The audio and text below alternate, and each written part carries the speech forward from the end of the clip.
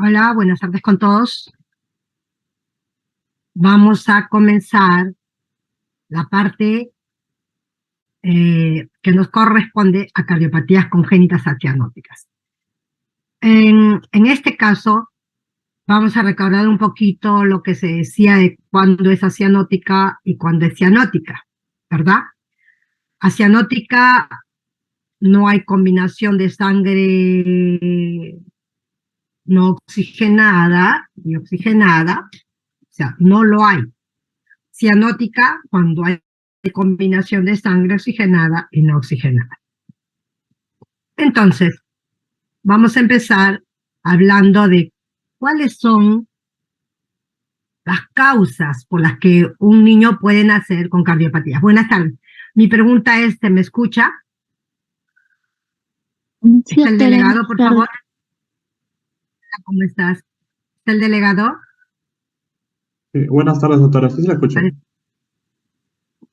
Ya. Cualquier cosa me avisas. Si hacen alguna pregunta, levanten la mano y me pasen la voz, por favor. ¿Sí? Porque estoy con toda la pantalla completa. Bien, entonces cuando hablamos de cardiopatías congénitas, hablamos desde el punto de vista de herencia. ¿Qué tenemos aquí? De acuerdo a la herencia, el 8% de las cardiopatías son heredadas. El 8% de las cardiopatías son heredadas. Y dentro de ellas tenemos los riesgos genéticos, ¿no? Principalmente, ustedes están viendo acá a la izquierda, principales son poligénicas, como la homopatía, genopatía polimorfomativa, agrupaciones familiares, como el caso de la miocardiopatía hipertrófica, y este 8% de heredada tiene un riesgo genético. Verán que cuando un hermano está afectado, 1 o 3% de estos chicos que tienen un hermano afectado puede venir con cardiopatía, o 10 o 14% de aquellos que tienen un padre con cardiopatía, puede venir el niño también con cardiopatía. Entonces, hay un porcentaje de riesgo genético en estos chicos, y los factores ambientales, ¿no? Factores ambientales, el 2%, recuerden que las infecciones como la rubiola, el citomegalovirus, el toxoplasma, todos ellos me pueden traer venir complicados con un problema cardiológico. Y también los tóxicos. Recuerden que cuando nosotros durante la gestación, la paciente toma alguna medicación, toma algún fármaco o se droga o fuma, pueden traer problemas cardiológicos también, así que hay que tener mucho cuidado. Y la radiación, que cuando están gestando, pues puede afectar la formación del corazón. Por eso es que cuando uno entra a radiología, una mujer en edad de gestación entra a radiología, lo primero que nos dicen, nos preguntan, ¿no está gestando por si acaso? Entonces, para evitar este riesgo, de que sea expuesto a la radiación el feto y comience a alterar su formación del corazón. El corazón, verán, se forma desde la tercera a la octava semana, entonces este es el periodo crítico, ¿no? Tanto para cuando se afecta la madre con alguna de estos factores que son de riesgo alto para producir malformaciones en el corazón. Los multifactoriales son el 90%, que son la mayoría, ¿no? Que inclusive no se sabe la causa. No sabemos cuál es la causa por la que el 90% de estos chicos vienen con cardiopatía. La ventaja es que las cardiopatías acianóticas o no cianóticas, como ustedes están leyendo aquí, es el gran porcentaje de compromiso que tienen los niños, ¿no? Y el 30% viene con cardiopatías cianóticas. Las cianóticas son las más complejas, son las que nos llevan a preocuparnos, y la mayoría de ellas son quirúrgicos. Por no decir todas son quirúrgicas. En cambio, las acianóticas, que son las que vamos a ver ahora, muchas de ellas terminan mejorando en el tiempo, en el camino, ¿no? Como es la CIA, la CID, la PCA en prematuros, que pueden solitos ir cerrando en el tiempo, ¿no? Esa es una gran ventaja de las cardiopatías que no son cianóticas. Entonces, de aquí, de estas cardiopatías que están viendo ustedes aquí en esta tablita y con el porcentaje de presentación, porque CIB es el más frecuente, el 28%, nosotros vamos a ver algunas cardiopatías de aquí. Por supuesto que no la vamos a ver todo, pero intentemos ver lo que podamos en su mayoría para que puedan ustedes tener un conocimiento general de lo que es una cardiopatía y poder derivarlos en el caso de fuera necesario si es que ustedes detectan un paciente con estos problemas. Estas cardiopatías ya ustedes las han visto cuando han estudiado en medicina interna el capítulo de cardiología, ¿eh? Así que lo que yo voy a intentar hacer es hacerles recordar cómo es cada una de estas cardiopatías y cómo es la fisiopatología de esto y cómo reconocerlo, ¿no? El 8%, el 8 por mil de recién nacidos vivos pueden tener una cardiopatía. Algunos dicen van entre el 8 y el 10 por mil nacidos vivos. Entonces por ahí va el porcentaje, ¿no?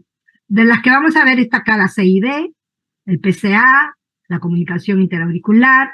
Vamos a ver si podemos, si llegamos con el tiempo, porque el tiempo es corto, a la estenosis pulmonar, que es importante verlo, y la otra, la coartación de aorta, si ojalá pudiéramos verlo, porque son patologías que ustedes pueden detectar cuando el niño está pequeño, ya sean pediatras o no sean pediatras, pueden detectarlo y poderlo enviar a hacer la especialidad, hacia la especialidad para que sea evaluada. Entonces, esas son las cardiopatías acionóticas que nosotros vamos a ver. Y como al comienzo yo decía, nosotros tenemos, recuerden, ¿se acuerdan de las presiones? Creo que acá hay una imagen, no. De las presiones, que las presiones del lado izquierdo son más, fuertes que las presiones, son mayores que las presiones del lado derecho. Entonces, en una cardiopatía acianótica, prima la presión del lado izquierdo, de tal manera que chantea de izquierda a derecha, no produciendo ningún problema de cianosis, ¿no? Porque vuelve a recircular por el pulmón. Cuando chantea de izquierda a derecha, vuelve a recircular por el pulmón. Y lo que sí me puede producir es incremento de volumen a nivel pulmonar, porque regresa sangre que debería irse al sistémico, regresa sangre por acá y se va nuevamente al pulmón, ¿no? Esas son las cardiopatías acianóticas, chantean de izquierda a derecha. Recordemos que siempre va a haber el chant, va a ser siempre de mayor a menor, de presiones mayores a presiones menores, y cuando hay una cardiopatía cianótica, tenemos que ver que por qué es que el chant es de derecha a izquierda, ¿no? Verán acá, de izquierda a derecha me va a dar, si es cierto, sobrecarga de volumen, y son cardiopatías acianóticas, y de derecha a izquierda me va a dar cianosis, típicamente cianosis, porque está pasando de la sangre de derecha, que no está oxigenada, hacia el lado izquierdo, y esta de aquí va a ir al sistémico, todo combinado va a ir al sistémico. Habíamos hablado que también podría ser problemas, cuando hemos hablado de insuficiencia cardíaca, recuerden que también podría haber alteraciones obstructivas, ¿no? Y eso era a nivel de la poscarga, ¿verdad? Entonces, sobrecarga de presión en la poscarga, que es la salida ya del corazón, podría también traerme,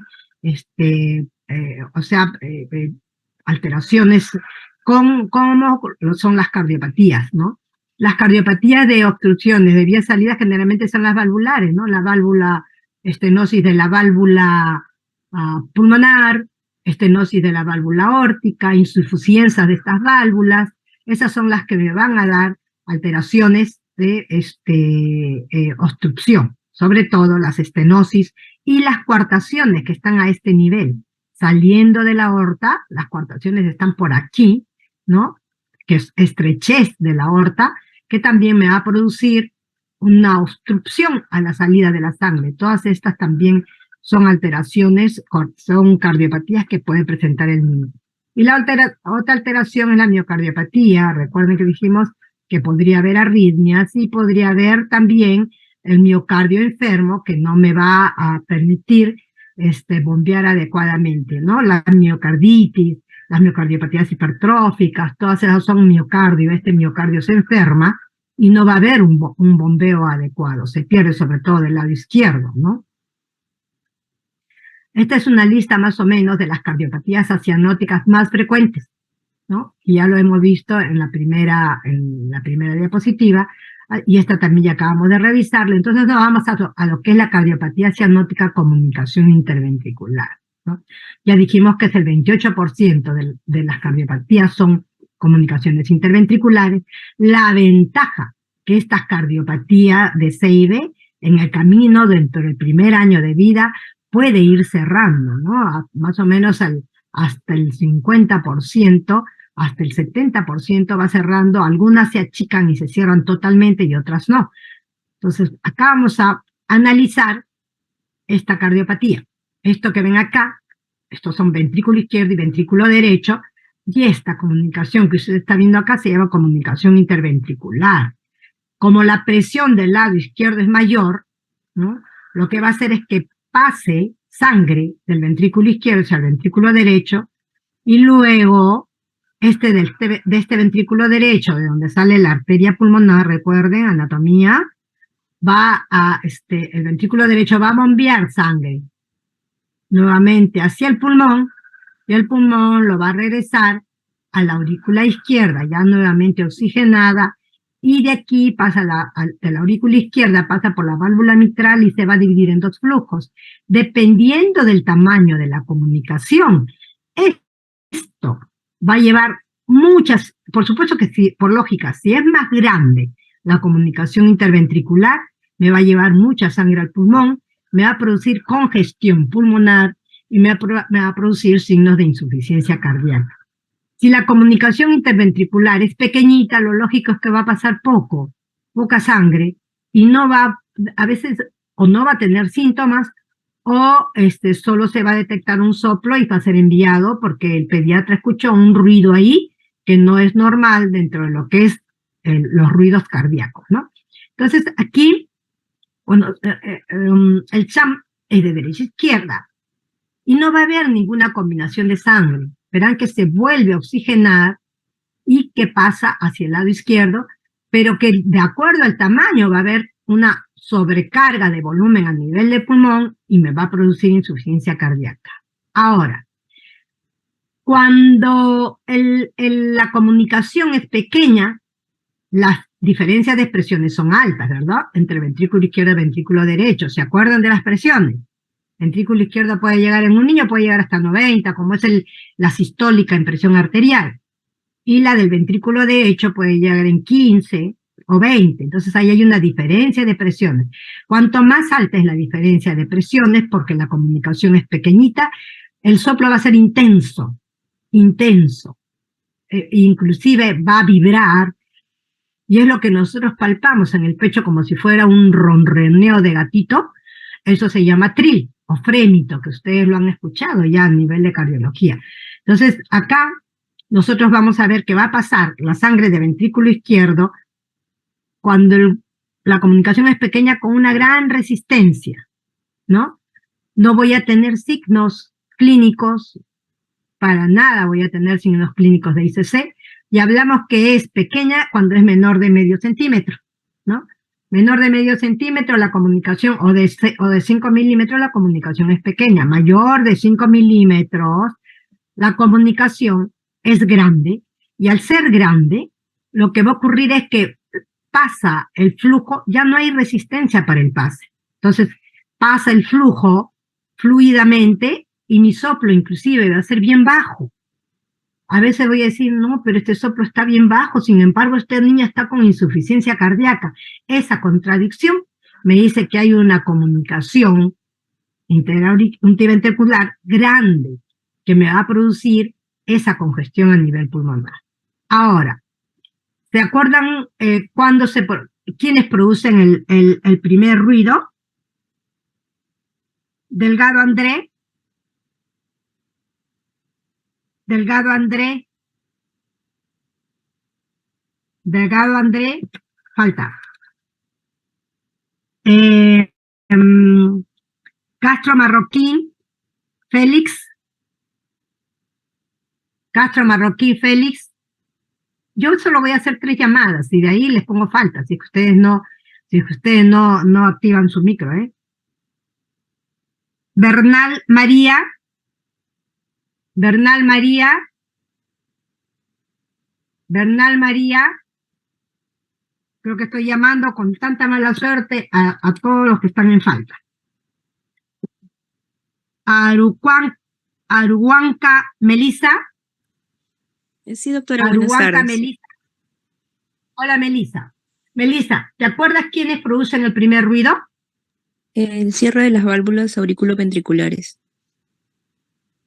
Exacto. ¿Y cuáles son las válvulas auriculoventriculares? La mitral, la válvula mitral y la válvula tricuspide. Excelente, excelente, María.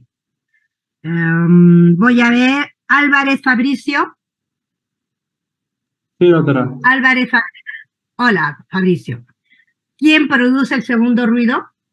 El cierre de las válvulas aórtico-pulmonares, doctora. Aórtico pulmonar, ¿no? Es cierto. Entonces acá, está bien, Fabricio. Aquí nosotros vamos a ver que qué ocurre cuando hay más volumen acá y pasa mayor volumen a nivel pulmonar. Cuando pasa mayor volumen a nivel pulmonar, la presión de esta arteria pulmonar se va a incrementar de tal manera que el cierre va a ser intenso, porque pasa mucho volumen y va a cerrar con intensidad.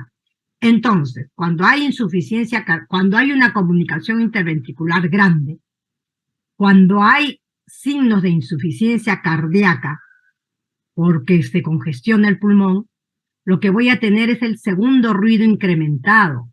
Es como tirar la puerta con gran presión, porque la presión se va a incrementar aquí, a nivel de la arteria pulmonar. Se incrementa y cierra con gran fuerza la válvula pulmonar, que sumada a la aorta se va a intensificar, ¿no? Entonces tenemos así la hipertensión pulmonar secundaria a una insuficiencia cardíaca por comunicación interventricular grande. Entonces, segundo ruido incrementado, soplo bajo, signos de insuficiencia cardíaca. ¿Y dónde aparece? ¿Y cómo es que sé que es un soplo del CIB? Por su característica. El soplo va a ser aspirativo, medio rudo. Si es un soplo bajo de con insuficiencia cardíaca, la característica es bien aspirativo, ¿no? Es como si nosotros aspiráramos el aire, ¿no? Entonces hay un soplo aspirativo y dependiendo del tamaño de la comunicación, si la comunicación es pequeñita y hay diferencia de presiones, aquí el soplo va a ser intenso. El soplo va a ser intenso porque hay resistencia para el pase y hay un raspado intenso, ¿no? En cambio, si la comunicación interventricular es grande, el soplo va a ser bajo, porque no hay resistencia, pasa fácilmente, lleva bastante volumen fácilmente al otro lado, ¿no? Entonces, el soplo característico del CIB es aspirativo o rudo, y como el flujo va a pasar en esta posición de izquierda a derecha, decimos que a la hora que nosotros lo auscultamos en barra, auscultamos en el cuarto espacio intercostal izquierdo y tú en barra hacia el lado derecho. Yo lo busco en barra a la misma altura hacia el lado derecho, ¿no? Digamos así. Miren, acá este hombre que digamos que estoy en el cuarto espacio, escucho el soplo acá y en barra la irradiación, ¿no? El soplo es así, en barra. Entonces, las comunicaciones interventriculares menores de 5 milímetros tienden a cerrar durante el primer año de vida. Y nosotros a veces esperamos hasta los 8 años. Si está cerrando y vemos que está cerrando, no hay signos de insuficiencia cardíaca, no hay ningún problema, hasta los 8 años esperamos a que termine de cerrar y ver de qué tamaño queda. Si queda chiquitito no se hace nada, ¿no? Pero si queda más o menos considerable, 4 milímetros, 5 milímetros, sí debemos cerrarlo. Si no cerró de 5 milímetros, debemos cerrarlo. Las comunicaciones grandes, si me producen insuficiencia cardíaca, debo tratarlo como insuficiencia cardíaca. Ya hemos visto cómo se trata la insuficiencia cardíaca. Se trata la insuficiencia cardíaca, esperamos que el niño crezca un poco más, y si es que esta insuficiencia cardíaca no la podemos manejar, este niño es quirúrgico. se va y le ponen el parche aquí y se acabó el problema, ¿no? Ahora ya también, en estos chicos en el que no hay signos de insuficiencia cardíaca y aguantan hasta los 7, 8 años, el cierre se puede hacer por un dispositivo a través de la pierna. Entra el dispositivo acá y es como un paraguas. De un lado se abre el paraguas, se jala del otro lado, se abre el otro paraguas y clampa los dos, cierra el hueco por ambos lados y se saca el catete y ya está. No todas las CIB van a una cirugía de corazón abierto.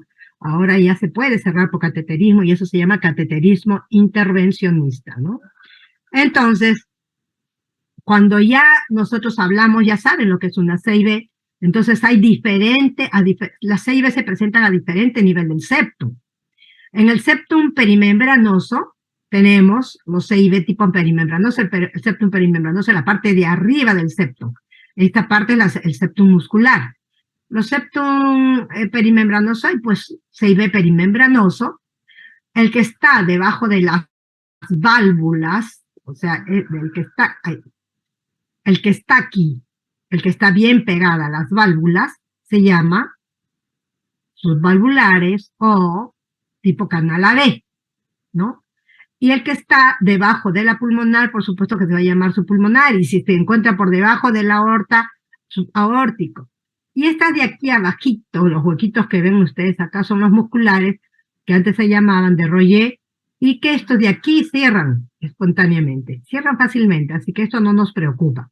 Nos preocupan estas de aquí, que son un poquito más difíciles de cerrar. Y hay que ver que en el tiempo, si cierra o no cierra. Este tipo canal no va a cerrar nunca, porque está debajo de las válvulas. No hay cómo cierre, ¿no?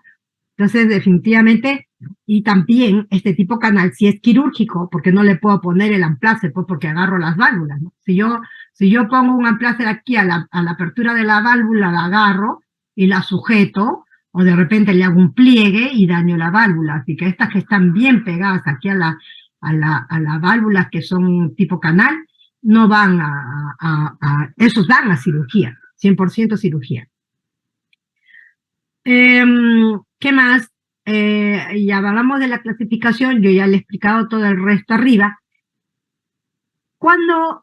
¿Qué ocurre cuando el niño nace? Cuando el niño nace, recuerden que el niño les dijeron en neonatología, por sí solo tiene hipertensión pulmonar, ¿no? Y algunas mamás dicen, a mí no me dijeron que tenía soplo. Lógico. ¿Por qué? Porque esta hipertensión pulmonar hace que la presión del ventrículo derecho sea alta también y no va a permitir el shunt. Así el huequito chiquito, con mayor razón, no va a permitir el shunt y no pueden, de repente la primera semana no van a escuchar soplo. La segunda semana, cuando la presión pulmonar empiece a bajar, entonces de ahí van a sentir el soplo, ¿no? Entonces, si yo tengo esta característica, yo digo, señora, no le voy a decir, pues, señora, el médico cardiólogo que la vio al comienzo o el pediatra que la vio no escuchó soplo porque está sordo. Definitivamente no. Es por esta presión pulmonar alta me impide el pase de izquierda a derecha. Baja la presión pulmonar y empieza a pasar el flujo. Eso va a ocurrir con todas las cardiopatías acionóticas, tanto como el PCA, el CIB, el CIA, que vamos a ver más adelante, ¿no?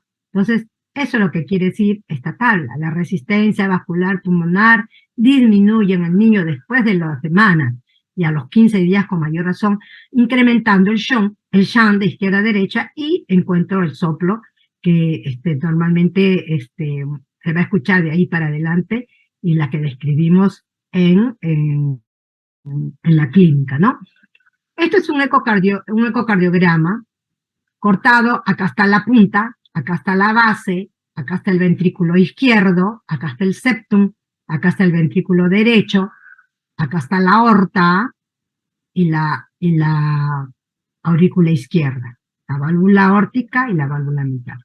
Miren cómo de izquierda a derecha se ve este flujo a través de la comunicación interventricular. Así es como se ve una comunicación interventricular en la ecocardiografía. Esta es una imagen ecocardiográfica, ¿no? Entonces vemos el flujo de izquierda a derecha. ¿Y por qué sabemos que es de izquierda a derecha, porque todo flujo que llegue a este punto de acá se va a ver rojo, y todo flujo que se aleje de este punto se va a ver azul. Entonces, cuando yo vea que va de derecha a izquierda, lo voy a ver en azul. Y digo, uy, está llantando de derecha a izquierda. En cambio, cuando vea así, en esta coloración, como es como se ve en la comunicación interventricular, se va a ver rojo, ¿no? Digo, ah, ya, esta es de izquierda a derecha, ¿no? Entonces, el color me caracteriza cómo es que se ve cuál es el shunt, la dirección del shunt, ¿no? Esto ya vimos, lo que sí hay que agregar, que aquellos niños que tienen insuficiencia cardíaca, y lo dijimos en la clase inicial, que podrían, que un porcentaje, gran porcentaje de ellos tienen la probabilidad de hacer bronconeumonías, ¿no? Eso lo dijimos cuando estábamos con un cuadro, hablando de la insuficiencia cardíaca. El resto ya lo acabo de decir, y por supuesto el electrocardiograma. ¿Qué es lo que vamos a encontrar en un CIB grande? La hipertrofia del ventrículo izquierdo, ¿no? Y en la radiografía vamos a ver signos de insuficiencia cardíaca como la que vimos cuando se presentó la radiografía en insuficiencia cardíaca, ¿se acuerdan, no? Espero que lo recuerden, no he querido llenar tantos cuadros acá, porque si no, no vamos a terminar nunca. Entonces, hasta ahí lo que es comunicación interventricular, ¿no? Entonces, guarden estos conocimientos que ahora nos vamos a pasar hacia la parte de arriba. Comunicación interauricular. Y ustedes van a ir comparando qué es lo que dije de la comunicación interventricular a qué es lo que dije de la comunicación interauricular. Cuando hemos hablado de la comunicación, de las presiones de las aurículas, cuando estábamos en insuficiencia, en la clase de insuficiencia cardíaca, Chagua, Andrea, ¿qué es lo que se dijo? Andrea Chagua. Andrea Chagua. Andrea Chagua. Uy, otro faltón. Flores Vanina. Flores Vanina. Doctora. Hola, hola Vanina. ¿Te acuerdas que dijimos cómo eran las presiones en las aurículas? ¿Estuviste en la clase de ICC? Bueno. No estuviste, ¿verdad? Vanina. Si no te escucho, te dejo. Galdós, Odette. Galdós, Odette. Galdós, Odette. Ya fue. Estoy agarrando a todos los que no están. Espinosa, Alison. Espinosa, Alison. Espinosa, Alison. Uy, qué tal suerte la mía, ¿no? Orellana Renzo. Orellana Renzo. Orellana Renzo. Ortiz Valeria. Orellana Renzo. Sí, doctora. ¿Qué dijimos con respecto a las presiones de las aurículas? ¿Estuviste en la clase anterior? Sí, doctora. ¿Qué dijimos cuando hablamos de las presiones de las aurículas? ¿No se entendió?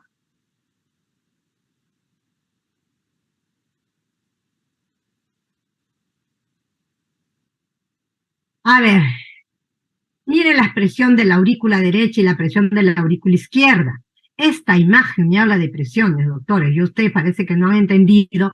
Y yo ayer, antes de ayer, a la hora que terminé la clase, dije alguna pregunta, y nadie hizo ninguna pregunta. Ese es el problema con ustedes, que no entienden, pero se quedan callados.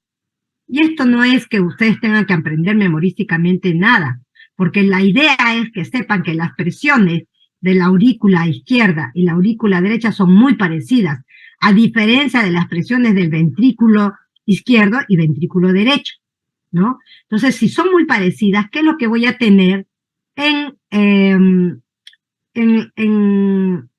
la comunicación interauricular? ¿Qué es lo que va a ocurrir en la comunicación interauricular? si mis presiones son muy parecidas, el pasaje va a serle poco. Ya no va a haber tanta sangre que pase. No va a haber diferencia de presiones. Entonces el soplo va a ser tan suave que muchas veces se pasa. Va a pasar de izquierda a derecha, sí, porque siempre le va a ganar un poquito más la aurícula izquierda a la aurícula derecha. Pero va a pasar, miren la cantidad del flujo que pasa, así sea una comunicación grande. Y como pasa poco flujo y tiene una resistencia aquí, y la distribución todavía tiene que ir a nivel pulmonar, entonces esto casi no me va a dar sintomatología. A diferencia de comunicación interventricular, cuando la comunicación interventricular es grande me va a dar ICC, las comunicaciones interauriculares hasta grandes no me dan ni siquiera ICC, porque la presión es tan parecida que pasa poquito, le vence un poquito, ¿no? Entonces va a pasar de esta manera al ventrículo derecho y de ahí nuevamente se va a ir al pulmón y va a volver a circular y luego va a seguir haciendo este trayecto de izquierda a derecha. Entonces, cuando hablamos de CIA, tenemos que ver que hay una clasificación también. Hay una clasificación, las comunicaciones auriculares que aparecen al lado de las venas cavas se llaman tipo senos venosos. La que está en el medio del septum se llama comunicación de efectos comunicación interauricular medial o comunicación hacia abajo, la comunicación tipo canal, al igual que la comunicación interventricular, esta comunicación tipo canal está bien pegada a las válvulas, ¿no? Y es la que no me va a permitir hacerla, cerrarla por cateterismo. Esta de acá, ostium secundum, se denomina ostium secundum, o medial, esta de acá, sí se va a poder cerrar, porque el amplaster, como es como un paraguas, se va a poder agarrar. Pero estas de acá no, pues. La seno venoso y la comunicación interauricular, que está bien abajo, tipo canal, que es la que tienen los niños Down, ¿no? Eso es quirúrgico. Esto por acá, por ningún momento, de ninguna manera, uno le va a poner pues un paragüita para cerrarlo. No, jamás, ¿no? Eso ya va a parches, ¿no? Entonces, cuando hablamos de la comunicación interauricular, la mayoría, ya dijimos, son asintomáticos. Como hay un incremento de flujo aquí, recuerden que las válvulas auriculoventriculares, como dijo su compañera, la tricúspide y la mitral se cierran por segundos de diferencia.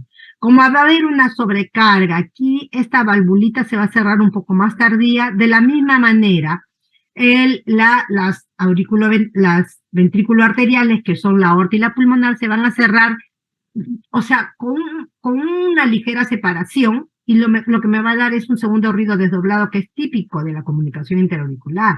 O sea, soplo muy suave, casi no audible, un segundo ruido desdoblado, me habla de una comunicación interauricular. El soplo, como está a nivel de aurícula, diga,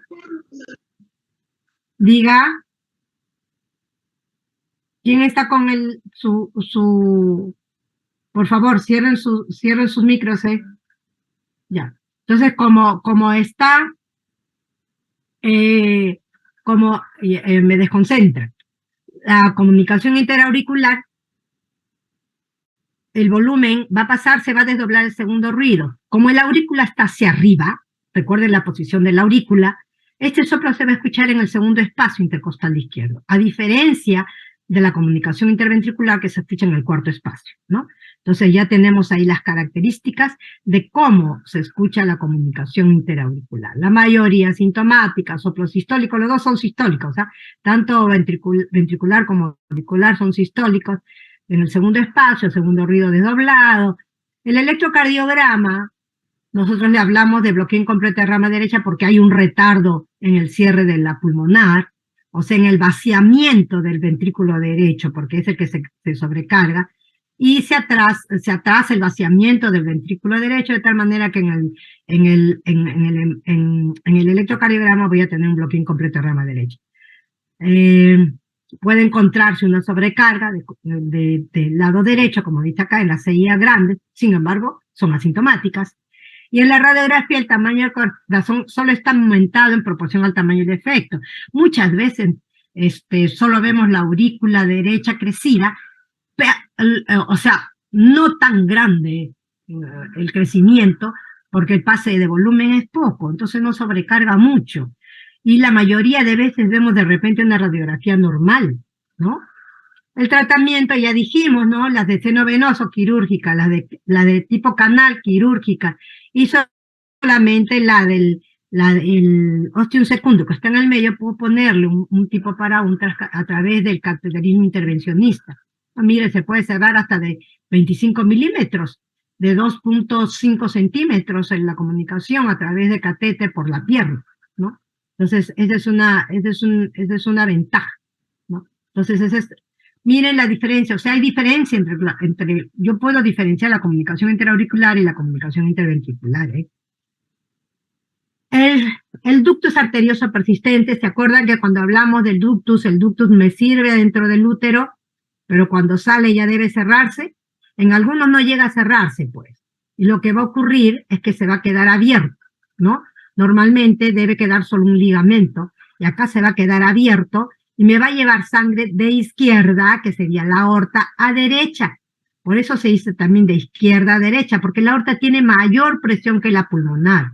Ya vimos en esa imagen de presiones que la pulmonar puede tener presión hasta 15 o 20 y la aorta puede tener entre 90 a 120. Entonces va a pasar, de acuerdo al tamaño del ductus que haya quedado, va a pasar mayor cantidad de sangre y lo que va a pasar directamente al pulmón, y esta es la que más frecuentemente produce insuficiencia cardíaca desde chiquito cuando el ductus que queda abierto es grande, ¿no? Pero es de izquierda a derecha. Verán ustedes que no tiene válvula. Entonces va a pasar tanto la presión sistólica como la presión diastólica de la aorta son mayores que la presión sistólica y la presión diastólica de la pulmonar. Entonces va a pasar en los dos tiempos. Siempre le va a ganar la aorta.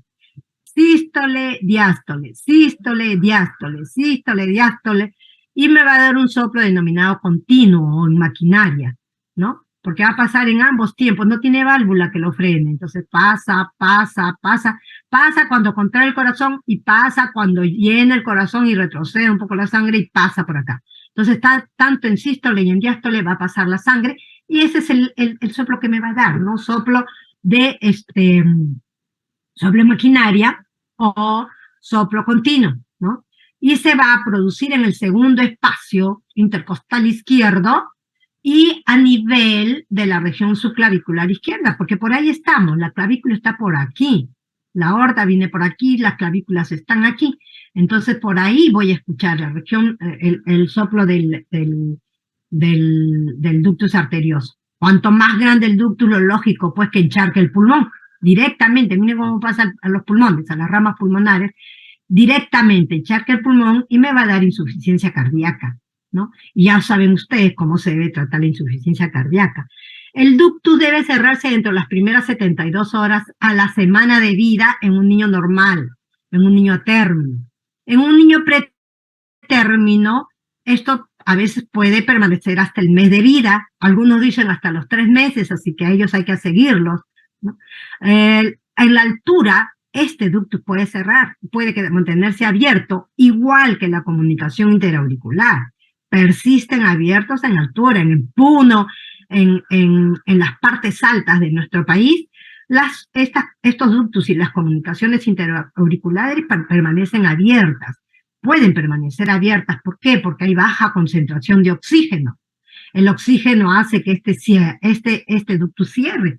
Entonces, recuerden lo que acabo de decir, el oxígeno hace que este ductus cierre. Entonces, cuando hagamos cardiopatías congénitas cianóticas dependientes de ductus, no nos va a convenir ponerle oxígeno, porque voy a cerrarle el ductus y voy a tener problemas después, ¿no? Entonces, la idea en cardiopatías acianóticas es que este ductus debe cerrar, tiene un tiempo de cierre. Si no cerró, persistió, o si no cerró, persistió y está en insuficiencia cardíaca, se trata la insuficiencia cardíaca. Si no cerró, persistió, y no hay insuficiencia cardíaca, esperamos a que sea más grande para ponerle un amplacer, un amplacer que es como un resortito que se pone de un extremo a otro y eso cierra el ductus, ya es por cateterismo. Todos los ductus ya se cierran, el 90% de los ductus ya se cierran por cateterismo, y lo ponen acá, no amplacer, sino es como un resorte, ¿no? Que lo enganchan de un lado, jalan y lo enganchan del otro, y eso permite el cierre del ductus sin tener que entrar a cirugía. Solo los ductus muy grandes en las que no hay medida de estos dispositivos, porque cuando es muy grande se va a pasar de un lado a otro, no se va a enganchar, entonces eso es quirúrgico, ¿no? Siempre vamos a ver que como pasa mayor sangre a nivel pulmonar, lo que va a crecerse es la aurícula izquierda, porque es la que va a recibir todo el volumen que vuelve a circular por acá, ¿no? Todo el volumen que entra en la pulmonar vuelve a circular por la aurícula izquierda, se va a la aorta y vuelve a regresar nuevamente por acá, entonces congestiona el pulmón y hace crecimiento de la aurícula izquierda, ¿no? Aquí se sobrecarga la aurícula izquierda, que es diferente a la comunicación interventricular, ¿no? Entonces, ya vimos aquí, igualito el flujo de izquierda a derecha, ¿no? Y acá está lo que acabamos de decir, debe cerrarse en el primer movimiento respiratorio, a las 72 horas o a la semana en un niño normal. Aquí es lo mismo, ¿no? El soplo es típico, continuo, y ya esto lo acabo de decir en la figura, eso para que ustedes puedan leerla. Y el conducto arterioso pequeño, el electrocardiograma es normal, lógico, no va a cambiar nada. En conductos mayores, lo que voy a tener es un electrocardiograma con crecimiento auricular izquierdo y ventricular izquierdo. Aquí me falta un poco la aurícula izquierda, ¿no? Porque ya recuerden que, pero primordialmente en la radiografía voy a ver aurícula izquierda, ¿no? Ahora, la teleradiografía, la aorta, el ventrículo izquierdo, la aurícula izquierda y la arteria pulmonar están aumentados de tamaño, y de tal manera que recuerden la radiografía, creo que la tengo por aquí. Esta es la pulmonar, que se convierte como en un chinchoncito, ¿no? Porque recibe todo el volumen y dilata la pulmonar. Miren cómo está la pulmonar aquí, ¿no? Y hay hiperflujo, miren la cantidad de hiperflujo que hay aquí por la congestión pulmonar. Cuando yo encuentro un arco pulmonar, porque este es el arco pulmonar, ¿se acuerdan cómo eran los arcos en la radiografía? Oh, si pregunto ya me voy a quedar atrancada con ustedes. Acá viene el arco aórtico, miren esta línea, es el arco aórtico, y acá viene el arco pulmonar, ¿no? Y viene el ventrículo izquierdo. Pero el arco pulmonar no tiene que ser tan balonado, tan así protuido, ¿no? Si lo encuentro protuido, yo digo que es un ductus. Yo digo que es un ductus sin dudarlo, ¿no? Y esto es un ductus grande. Para protuir esta zona es un ductus grande. Entonces, ¿qué se hace? Hay que interrumpir acá, hay que cerrarlo. Hay dos tipos, ¿no? Ya lo que les dije, la medicamentosa, en los primeros, si yo lo detecto en las primeras 15 días de vida, porque después de eso ya no actúa, uso ya sea indometacina, ya sea ibuprofeno o ya sea acetaminofén. Ahorita se está usando bastante el acetaminofén porque se ve que cierra, que tiene la facultad de cerrar tanto como la indometacina como el ibuprofeno, y tiene esa capacidad de cerrar en ese nivel, y el acetaminofén tiene menos efectos colaterales. Entonces hay que usar el acetaminofén para cerrar estos ductus en estos chicos en las que después sabemos que como es un poco grande no va a cerrar, ¿no? Hay que dárselo antes de los 15 días de vida para tener el efecto deseado. Después de ellos ya no nos va a dar, no nos va a permitir cerrarlo. Y lo que sí, si es que hay una gran congestión, lo que yo voy a hacer, pues, y hay insuficiencia cardíaca, lo llevo a cirugía, si es muy chiquito y no voy a poder meterle el catéter por la piernita porque los vasitos son pequeños, lo llevo a cirugía y amarran, o sea, ese ducto que ustedes vieron lo amarran como si fuese a ajustar una manguera, hacerle una cintura a la manguera para que no pase más flujo, ¿no? Hay clamps que nos hacen más fácil la vida porque le ponen el clamp y el clamp cierra el ductus, ¿no? En otros lugares donde no tienen clamp lo hacen con amarre, lo amarran doble ligadura, le dan vueltas y lo amarran como cuando queremos amarrar alguna cosa y ajustar lo más posible, ¿no? Para evitar el pase de la sangre. Y lo otro, el dispositivo se llama coil, ¿no? Es como lo que le dije, acá ya no hay niños, ya estamos cerrando desde los 8 meses ya, acá cerramos antes desde los 18 meses, pero ya están viniendo porque no habían coils chiquititos, ¿no? Pero ahorita ya existen coils chiquitos, en Estados Unidos los cierran desde pequeñitos, porque ellos tienen unos coils bien chiquititos, unos catéteres bien delgaditos que no hay en nuestro país. Entonces, hasta ahí llegamos y vamos a avanzar un poco con estenosis pulmonar. Esas 3 cardiopatías que ustedes han visto arriba, o sea, lo que acabamos de ver, se denominan cardiopatías de hiperflujo pulmonar. ¿Por qué? Porque llevan mucha sangre al pulmón, a diferencia de la estenosis pulmonar. Estenosis es estrechez de la válvula pulmonar, ¿no? Si mi válvula pulmonar, que está aquí, que sale del ventrículo derecho, está media cerrada, esta compuerta no me va a dejar pasar sangre. Entonces lo que va a haber es bajo flujo a nivel pulmonar. Normalmente mi válvula debe abrirse así, pero cuando está engrosada o cuando no se abre totalmente, puede inclusive dejar solo una pequeña cavidad, ¿no? Cuanto más estrecho, menos sangre a nivel pulmonar. Y es cardiopatía acianótica, porque lo único que va a hacer es disminuir el flujo a nivel pulmonar. Ahí no hay ningún shunt, va a disminuir el flujo a nivel pulmonar. Entonces, ¿y qué ocurre con el ventrículo derecho? Es como cuando ustedes van, y decía yo, al gimnasio y empiezan a levantar pesas. Ustedes tienen que levantar una resistencia, y esa resistencia hace que sus músculos estén hipertrofiados, ¿no? Entonces se ven esos musculazos, esos muchachos con unos musculotes, y cuando dejan de hacer el ejercicio, pum, pum, pum, pum, ese músculo se les va nuevamente a su normalidad. Esto ocurre lo mismo.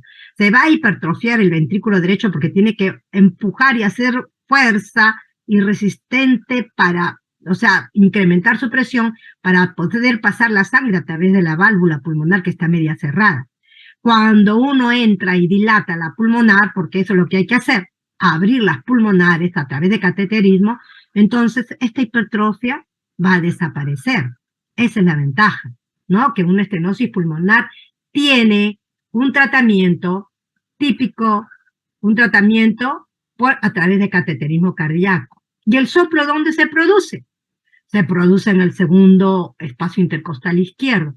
¿Y cómo es el soplo? Si hay gran resistencia, lo que va a intentar es abrir la válvula. Entonces empieza empujando la válvula y empuja hasta que libera la válvula y se libera el soplo. Por eso se llama eyectivo. Empieza con un soplo más bajo y hasta que abre la válvula y ¿no? Lo abre totalmente y abre a lo que pueda abrir y permite el pase de la sangre al pulmón. Dependiendo del grado de estrechez, va a pasar poca sangre, va a pasar mínima cantidad de sangre y que requiere de abrir la válvula, ¿no? Entonces es un soplo eyectivo, segundo espacio intercostal izquierdo. Cuanto más estrecho esté esta apertura, cuanto más estrecho esté, el soplo es más intenso. Es como un 6B pequeño, ¿no? Pero en el 6B pequeño a mí me contenta y me alegra encontrar un soplo intenso porque yo sé que es un 6B pequeño.